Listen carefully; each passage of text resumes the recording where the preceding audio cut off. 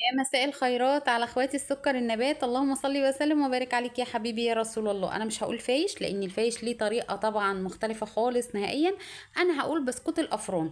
دلوقتي بقينا بنجيبه بسعر غالي جدا جدا. تعالوا دلوقتي نعمل كده من 4 كوبايات دقيق كميه حلوه. طبعا بصوا القرمشه ده دليل، الفرافيت اللي في ايدي ده دليل على انه مقرمش وحلو جدا جدا.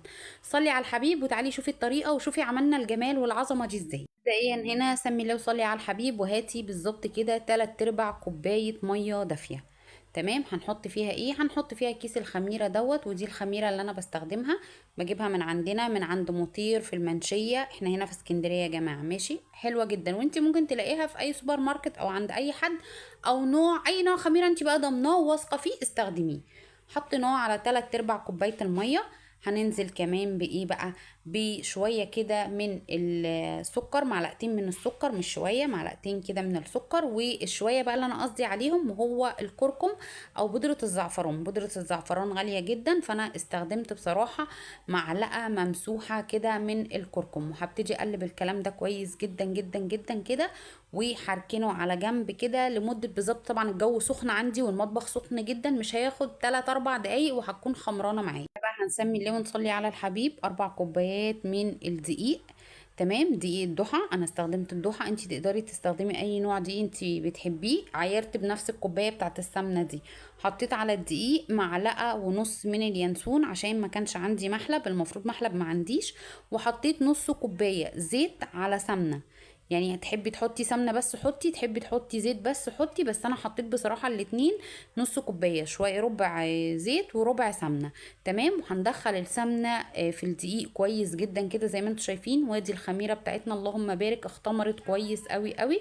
هننزلها على الدقيق ونبتدي نلف الدقيق ب الخميره بس او بميه الخميره بس، لسه ما استعملناش اي ميه خالص نهائيا. وطبعا ما تنسيش رشه الملح اللي بنحطها على الدقيق. هنا بقى كده بسم الله، اللهم صل وسلم وبارك عليك يا حبيبي يا رسول الله. انا لميت العجينه بميه الخميره بس، فحسيت ان هي لسه ناشفه محتاجه شويه من الميه. نزلت بربع كوبايه كمان. يبقى انا استخدمت قد ايه ميه كلها في ال4 كوبايات؟ كوبايه واحده من الميه. وميه دافيه، مش ميه يعني من الحنفيه ولا ميه ساقعه ولا اي حاجه، لا ميه دافيه يا جماعه.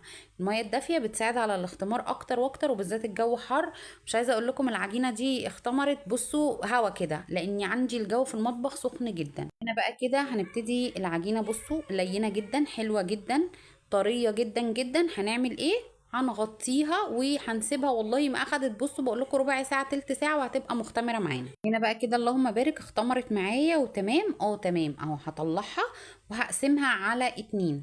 يعني انا فضلت ان انا اعملها على 2. انا كنت ممكن اعملها رول واحد كامل، بس انا قلت لا، هعملها على 2 احسن وافضل. علشان طبعا انتوا عارفين ايديا، فما بقدرش ان انا يعني اشتغل بيها كتير، او بمعنى الاصح اعمل حاجات كبيرة او افرد حاجات كتيرة. تمام. فقطعتها كده على 2 وهنفرد اول واحدة. طبعا انا عندي اللي هي النشابة المتحركة دي.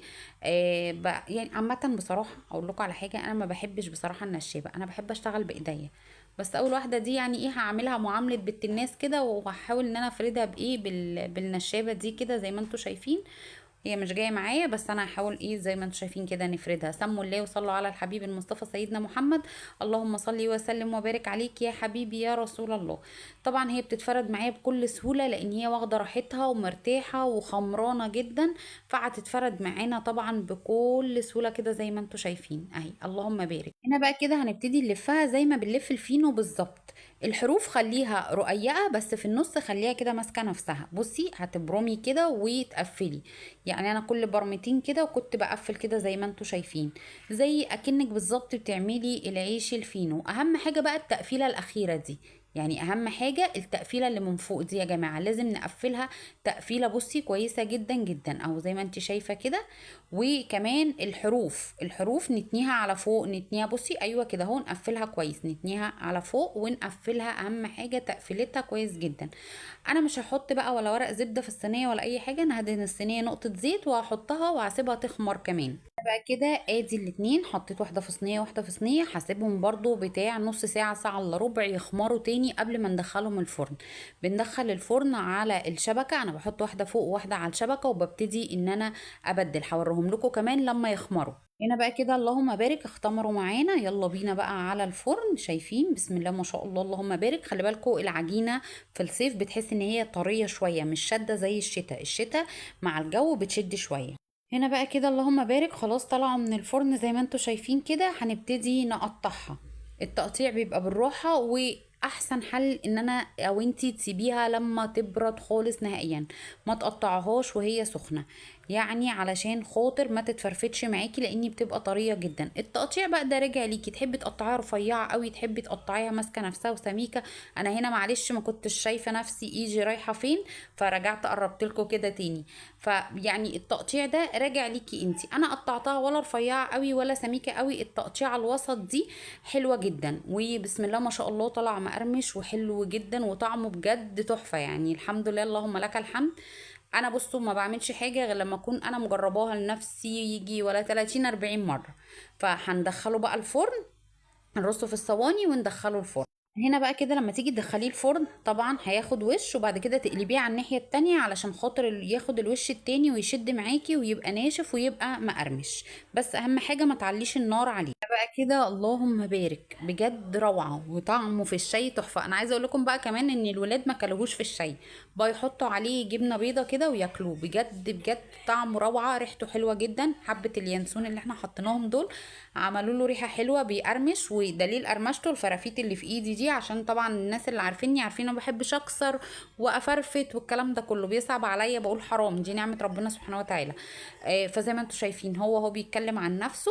الافران او المحلات بقت بتبيعه غالي جدا. احنا ممكن نعمل كده باربع كوبايات دقيق، بكوبايتين دقيق، كل واحد على قد ما يقدر، بكوباية دقيق، كل واحد على حسب ما هو حابب. يا رب الطريقة والفكرة تكون عجبتكم، يا رب اكون عند حسن ظنكم، واقول لكم السلام عليكم ورحمة الله وبركاته.